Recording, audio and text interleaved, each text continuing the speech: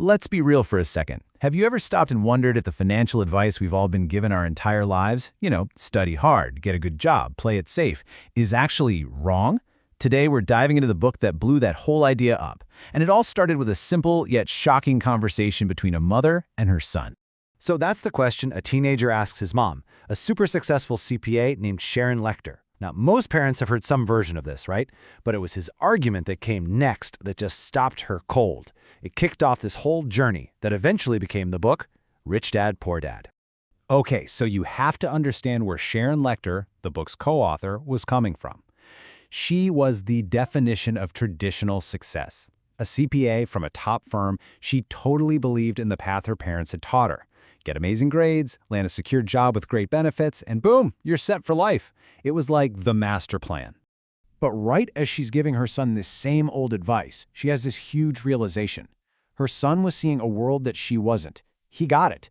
The world had completely changed, but the advice on how to succeed, that hadn't changed one bit.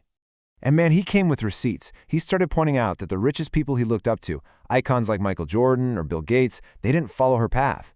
He's like, Mom, job security is a myth now. We can't count on pensions or Social Security anymore. He was seeing this whole new economic game. And this is where it really hit home for her. It wasn't just about the money. It was about the life that came with it. He looked at his parents, saw them working their tails off, only to get slammed with more taxes and dig themselves deeper into debt. From where he was standing, their success looked more like a trap.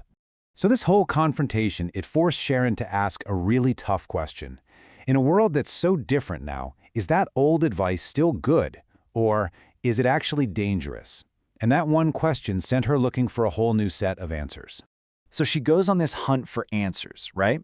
And that's how she bumps into this businessman and investor, Robert Kiyosaki. He'd created this educational board game called Cash Flow.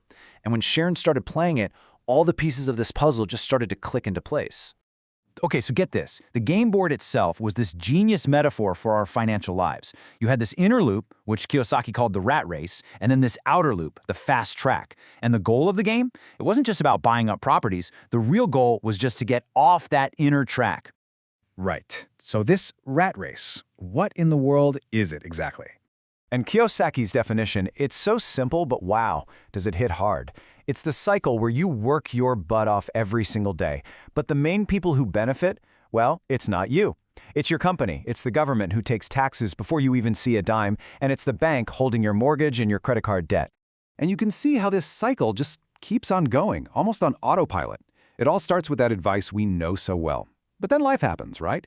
You get married, you have kids, you buy a house, suddenly you need more cash, so you work harder to get a raise, which just pushes you into a higher tax bracket and makes you want to buy more stuff. And before you know it, you're telling your own kids to do the exact same thing. So as Sharon, a trained CPA, mind you, is playing this game, she's not just interested, she's actually disturbed. It wasn't just the game.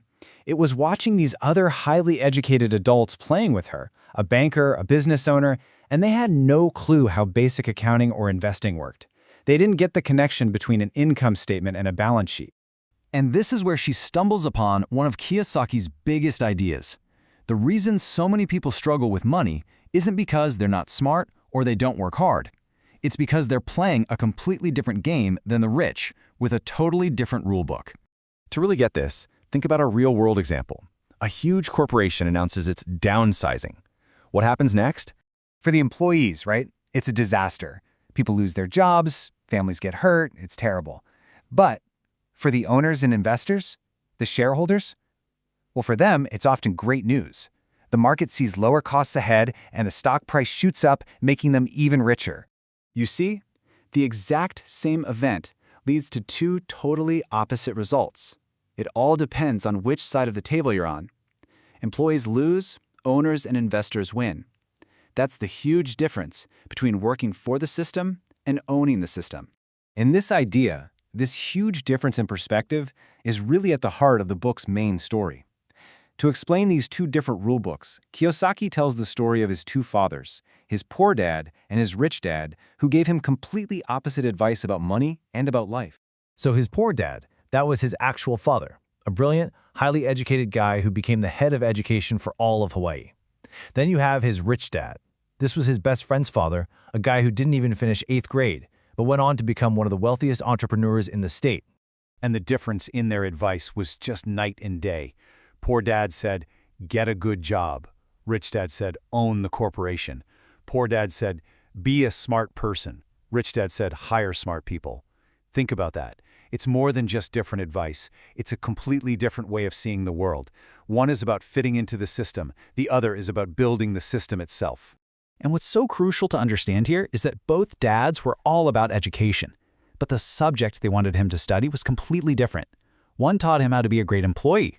The other taught him how to be the employer and the investor, focusing on financial literacy, how money really works. And according to Kiyosaki, this isn't just a small group of people we're talking about.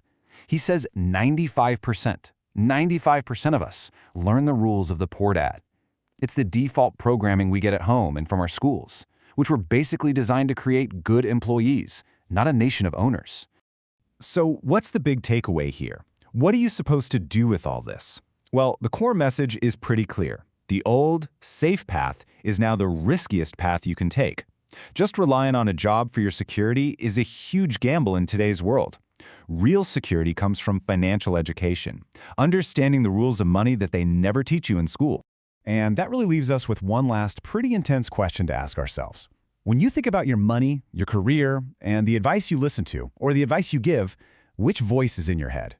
Is it the voice of the rich dad or the poor dad?